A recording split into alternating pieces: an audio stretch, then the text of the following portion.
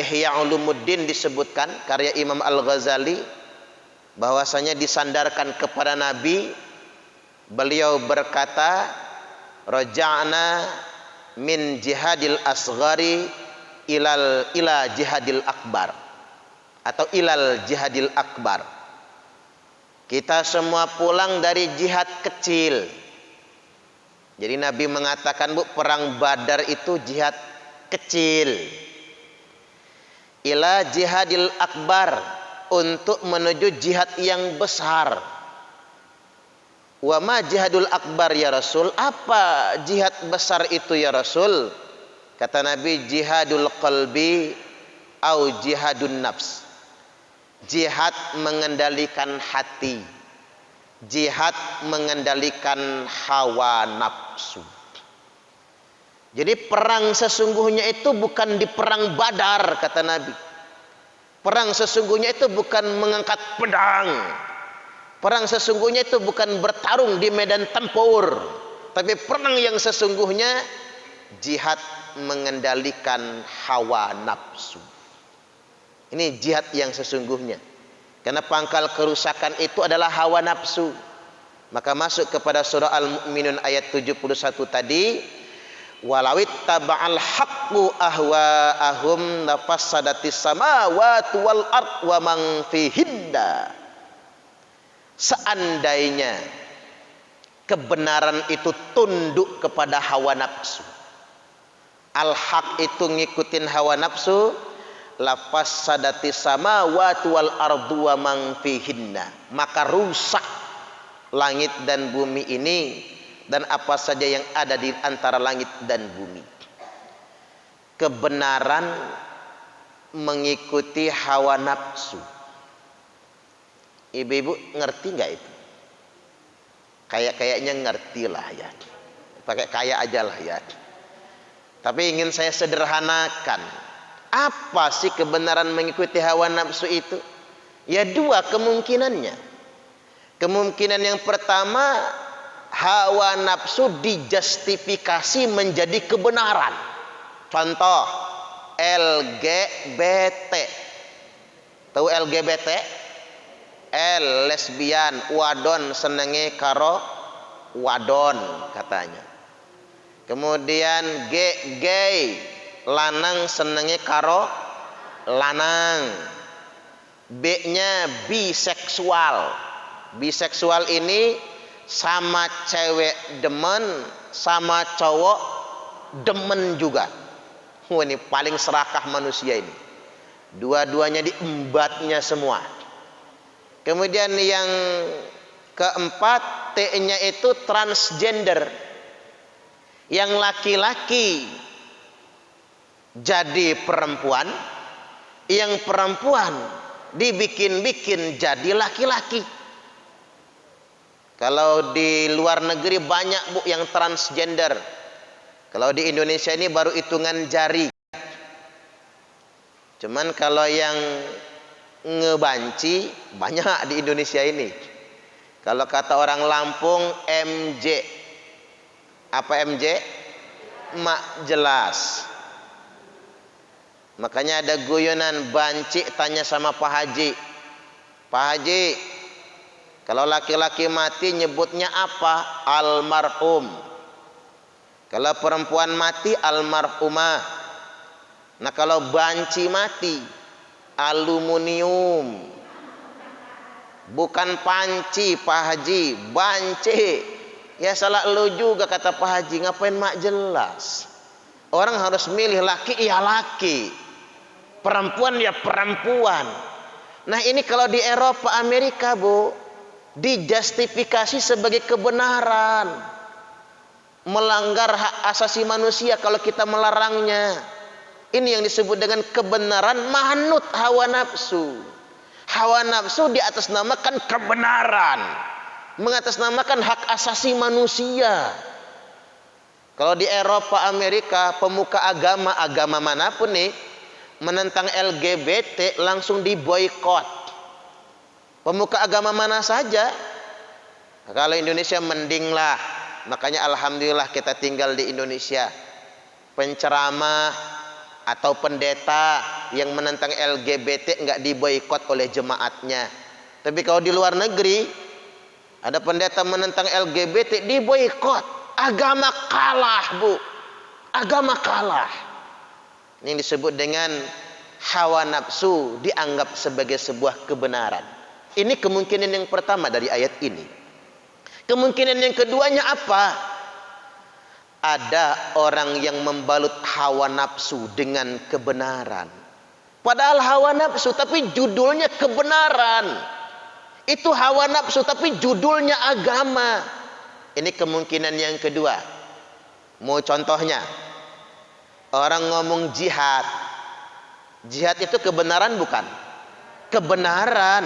Karena jihad itu perintah agama. Orang yang berjihad itu tentaranya Allah, jundullah. Orang yang mati karena sedang berjihad, matinya mati syahid.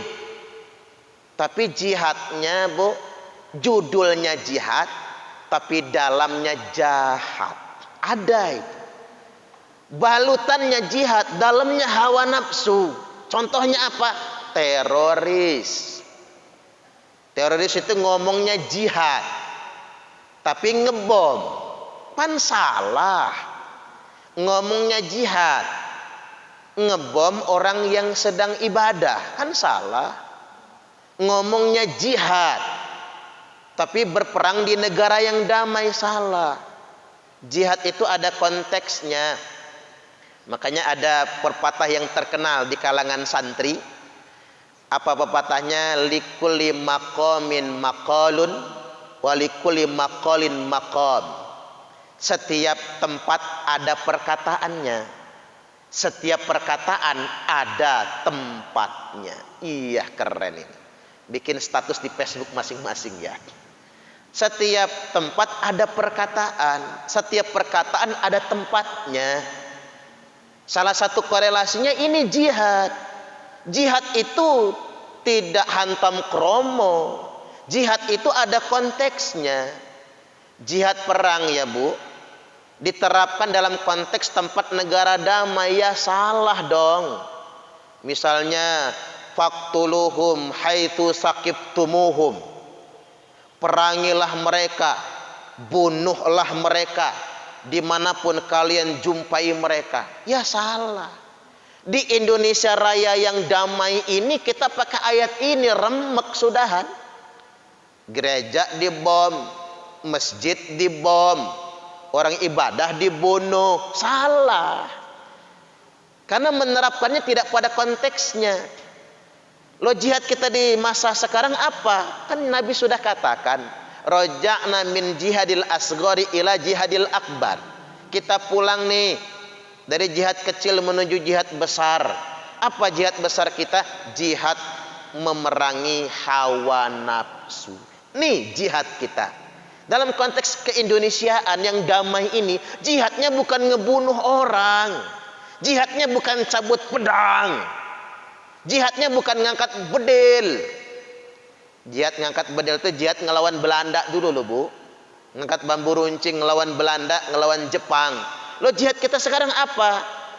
Jihad kita sekarang ini, Bu, mengentaskan kebodohan. Nah, ini ibu-ibu ini jihad.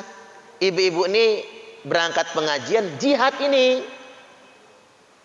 Makanya kalau ibu-ibu mati sekarang, matinya mati syahid, masuk surga. Ada yang mau mati sekarang? Enggak mau ya, belum mau. Ini jihad ini, mengentaskan kebodohan. Kita digerakkan serbu ya Bu, bikin pesantren. Pesantrennya ini untuk kaum duafa. Kita upayakan mereka nanti kalau pesantren ini sudah jalan bisa sampai kuliah. Itu jihad namanya. Karena ada yang jihad tapi komersil ya Bu, mahal. Masa sekolah bayar daftar ulangnya 20 juta? Sekolah apa ya? Bayar daftar ulang 10 juta, mahal. Kemahalan itu. Kalau orang nggak mampu gimana gitu kan? Kemudian yang berikutnya, jihad mengentaskan kemiskinan. Itu jihad itu sekarang. Jihad yang benar di zaman sekarang ini bukan ngebom, bukan perang. Jihad yang benar zaman sekarang ini mengentaskan kemiskinan. Ada keluarga ibu melarat. Ibu ajarin dia bikin bakso. Lalu kita belikan gerobaknya, kita carikan tempatnya, kita ajari manajemen keuangannya, cara marketing dagangnya, kita sabarkan dia agar istiqomah, lalu habis itu dia kaya. Jihad. Jihad itu mengentaskan kemiskinan, membantu fakir miskin, kaum duafa. Itu jihad. Menyekolahkan anak yatim. Itu jihad. Jihad zaman sekarang ini. Maka menurut saya jihad zaman sekarang ini termasuk juga Indonesia ini kaya raya, Bu. Kaya raya Indonesia ini. Cuman rakyatnya masih banyak yang miskin. Ya Pak ya. Karena ngapa? Kekayaannya dikuasai orang tertentu. Rakyatnya masih geblek-geblek gitu ya. Apa sebabnya? Contoh, Indonesia ini penghasil minyak mentah. Tapi minyaknya yang mentah ini dijual ke Singapura. Sama Singapura dibikin solar, dibikin premium, dibikin pertalite, dibikin pertamax. Dijual lagi ke Indonesia. Harganya sudah mahal. Negara kaya minyak, tapi minyaknya impor dari Singapura. Singapura nggak punya minyak sama sekali. Apa nggak geblek nih kita? Singapuranya mewah, negaranya sugih, kaya raya. Padahal nggak punya apa-apa. Gara-gara siapa? Kita. Makanya jihad bagi pemerintah zaman sekarang sudah bersihkan semua yang kayak gitu. Itu jihad. Gunakan semua hasil kekayaan alam Indonesia ini buat rakyat Indonesia. Setuju nggak kira-kira? Kalau saya jadi presiden, Bu. Wow. Amin, amin. Amin. Kalau saya jadi presiden, Bu Hajah Maliah tak jadiin menteri aja lah. Menteri apa? Menteri Pemberdayaan Perempuan ya, Bu ya. Ini pas 21 April nih, hari Kartini itu. Saya angan-angannya begitu. Ini kita bicara tentang land reform, reformasi agraria, kepemilikan akan tanah. Tuh lihat rakyat Waidadi itu, Bu.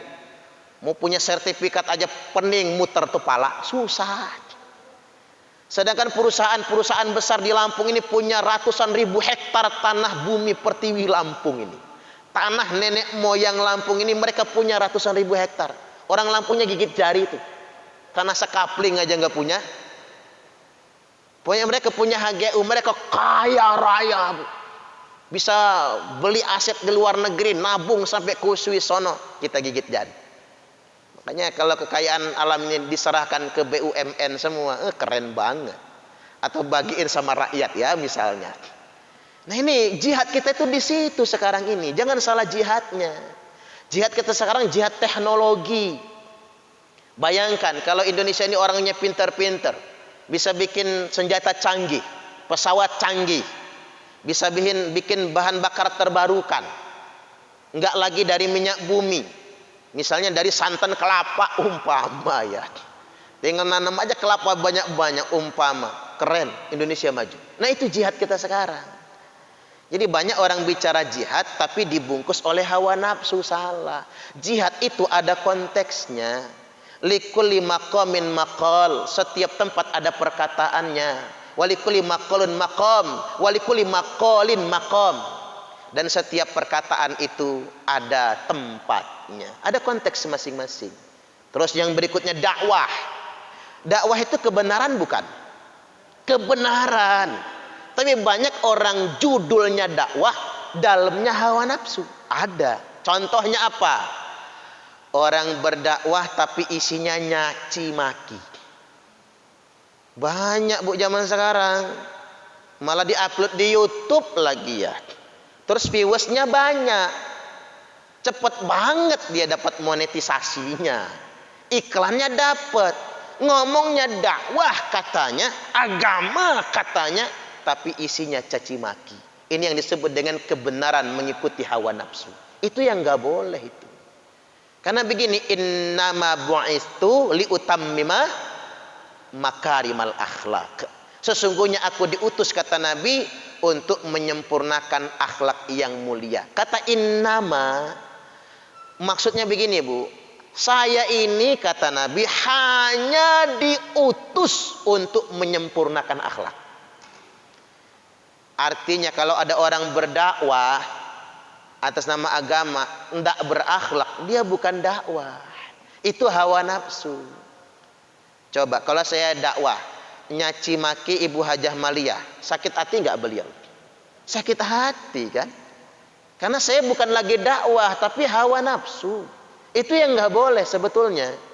Makanya saya ingatkan, semua cacian dan makian tidak sejalan dengan kebenaran.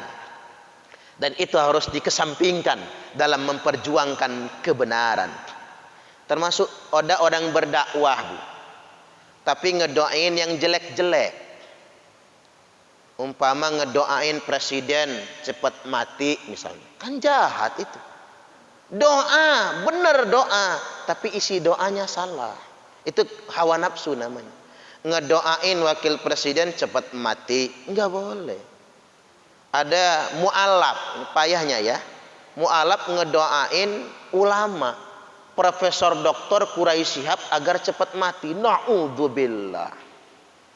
Mu'alaf yang baru kemarin, Bu, tahu agama, ceramahnya bukan ngajak kebaikan, malah isinya nyaci maki, tapi banyak penggemarnya. Itu hawa nafsu. Tapi kita tertipu karena judulnya dia sedang ceramah, judulnya dia sedang dakwah, tapi isinya hawa nafsu. Allah Subhanahu wa taala berfirman, wa yad'ul insanu bisyarri du'aahu bil khairi wa kanal insanu ajula. Allah berfirman bahwasanya wa yad'ul insanu bisyarri, manusia berdoa dengan doa buruk-buruk, doanya jelek-jelek, mendoakan yang tidak baik, sebagaimana mereka berdoa kebaikan. Wa kanal insanu ajula, bahwasanya manusia itu sungguh tergesa-gesa. Jadi ada kasus, Bu, orang nggak seneng dikit nyaci, nggak seneng dikit memaki, doa yang jelek-jelek, mampus lu, misal mati aja kamu, umpama, tak doain mudah-mudahan kamu diazab oleh Allah.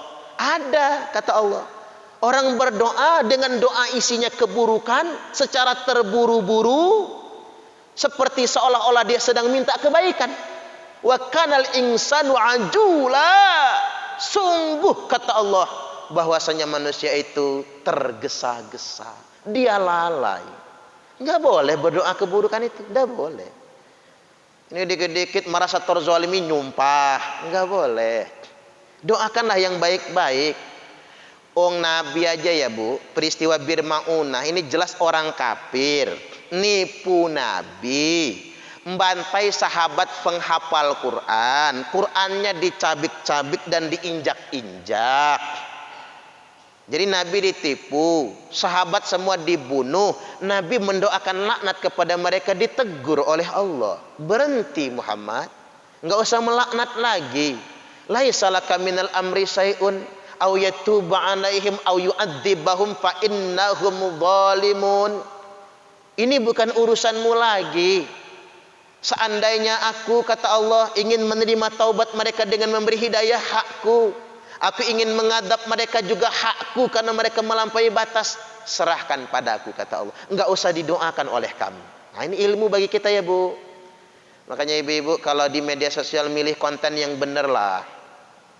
Kalau konten-konten isinya doa-doa caci maki, apalagi sok-sok mubahalah, ngajak sumpahan, biar siapa yang bohong nanti diazab. Nggak boleh sembarang mubahalah itu. Makanya kata Nabi, kalau orang rajin bersumpah, dikit-dikit ngangkat Quran, ngajak sumpah ya, Bu, jangan lagi percaya sama dia, karena dia selalu berdusta atas nama Quran. Nggak boleh itu. Jadi kalau ibu-ibu lihat orang dikit-dikit demi Allah, dikit-dikit demi Allah, tukang bohong. Kalau ulama, Bu, ulama beneran tuh gak berani berkata demi Allah itu. Gak bisa sembarangan kata demi Allah itu, ada tempatnya. Dikit-dikit demi Allah. Makanya ibu-ibu kalau dengar suami, demi Allah mah papa gak pernah selingkuh, ketahuan bohong. Bohong loh, bohong. Lihat aja tuh kalau laki dikit-dikit demi Allah, dikit-dikit demi Allah, ketahuan ini. Ketahuan. Karena orang beriman sesungguhnya nggak gampang mengucapkan demi Allah. Jadi ada orang bicara jihad tapi isinya hawa nafsu. Bicara dakwah isinya hawa nafsu. Termasuk begini, Bu. Saya tanya sama ibu-ibu. Jawab jujur tapi, menurut ibu-ibu, bolehkah kita mencaci agama lain? Tidak boleh. Bolehkah kita mencaci Tuhan agama lain? Tidak boleh. Mengapa kita ngomong tidak boleh? Karena nurani yang menjawabnya. Nurani yang menjawabnya. Tapi secara kebenaran, Bu, Allah melarang kita mencaci Tuhan agama lain. Allah melarang kita mencaci agama lain. Tidak boleh. Karena apa kata Allah? Kalau engkau mencaci Tuhannya, mereka akan mencaci Tuhan kalian. Pasti. Kalau kalian mencaci agamanya, maka mereka pun akan mencaci agama kalian. Tidak boleh. Nah sekarang banyak ada orang mu'alaf baru masuk Islam. Lalu begitu jadi mu'alaf, dia mencaci maki agama yang ditinggalkannya. Nggak boleh itu. Harus diingatkan mu'alafnya itu tidak boleh. Islam ini agama yang hak loh, Bu. Percayalah kalau dia ngomong begini, ngapa Pak masuk Islam? Karena di Islam itu ada tauhid, la ilaha illallah. Bagus. Dakwahkanlah la ilaha illallah, karena kebenaran tak bisa ditutupi. Jadi nggak usah khawatir, kebenaran Islam ini, Bu, apapun cara orang nutupinnya tetap benar. Tapi ingat, kalau kelakuan kita nggak benar, orang males kan jadi Islamnya. Itu maksudnya kan. Jadi nggak boleh dilestarikan, nggak boleh diviralkan. Orang agama lain kan juga tersinggung nantinya kan. Jadi tersinggung dia. Ada pengalaman teman saya ya, Bu, Chinese non Muslim. Nggak usah disebut agama asalnya apa. Dia nanya, Ustadz, bagi Ustadz orang non Islam itu kafir tidak? Tidak, kata saya. Karena kafir itu kan kesannya pejoratif ya, Bu. Kesannya itu mendiskreditkan dan merendahkan. Dia nanya begitu, saya jawabnya apa? Ya enggak. Loh, kami ini yang bukan Islam namanya apa dong Ustadz? Bahasa Arabnya kata saya ghairul Islam. Bahasa kerennya non Islam.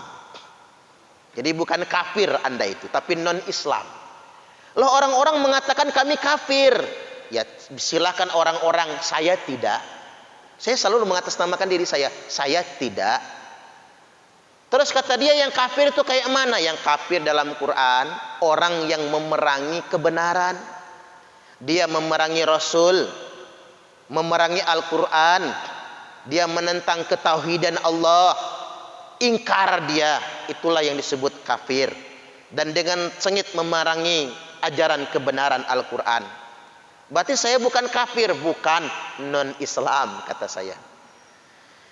Nggak lama dia nanya lagi seminggu kemudian, Bu, Ustadz, kalau anaknya Islam, ibunya non-Islam, apa anaknya boleh berbakti sama ibunya? Wajib, kata saya. Walaupun emaknya non-Islam, urus dia dengan baik, walaupun beda agama. Apa kata dia, Bu? Ustadz, mulai hari ini saya langsung masuk Islam. Coba kalau saya kafir-kafirkan, Bu, nggak jadi dia dapat hidayah. Langsung masuk Islam. Selebihnya dia dalemin sendiri tuh Al-Quran dan Sunnah nantinya. Dia belajar kok. Saya carikan ustazah Chinese, Bu, janda. Untung saya sudah punya istri ya. Kalau belum punya harus ditanggung jawabin itu ya, Bu ya. Subhanallah. Kalau ibu-ibu punya anak duda mau dimantuin Chinese janda, mu'alaf, bagus itu. Yang Cina mah nggak ada jelek-jelek amat sih, Bu ya. Nggak ada yang jelek-jelek amat. Putih yang jelas bening kan begitu. Ya istri saya itu kan Chinese ya, Bu ya. Jadi bapaknya Manado Cina gitu kan. Jadi balik lagi saya tegaskan, kita tampilkan dakwah yang indah itu. Percayalah, kebenaran tidak bisa ditutupi. Innallaha jamilun nuhibbul jamal. Sesungguhnya Allah itu indah. dan Allah suka dengan yang indah-indah. Jadi sederhananya begini, saya ingin tegaskan bahwasanya satu, tidak boleh menjustifikasi hawa nafsu atas nama kebenaran. Contoh tadi, LGBT atas nama hak asasi manusia, zina atas nama hak asasi manusia, nggak boleh. Itu penjahat itu namanya. Yang kedua, nggak boleh juga Bu mengatasnamakan kebenaran tapi isinya hawa nafsu. Ngomongnya jihad tapi ngebunuhin orang yang nggak bersalah. Ngomongnya jihad tapi malah bom bunuh diri. Termasuk juga berdakwah tapi isinya nyaci maki. Berdakwah isinya mendoakan yang jelek-jelek. Dakwah yang sebenarnya mengajak kepada kebaikan untuk menyempurnakan akhlak. Jadi kalau ingin konkretnya, jihad kita di masa sekarang adalah mengentaskan kebodohan, belajar ilmu, mendirikan lembaga pendidikan, melestarikan majelis ta'lim, mengentaskan kemiskinan, membantu sesama. Ini jihad kita yang sesungguhnya. Mudah-mudahan kita semua istiqomah. Allahumma amin. Likulli maqamin maqalun wa likulli maqalin maqam. Setiap tempat ada perkataannya, setiap perkataan ada tempatnya, setiap sesuatu ada konteksnya. Jadi ini poin yang pertama.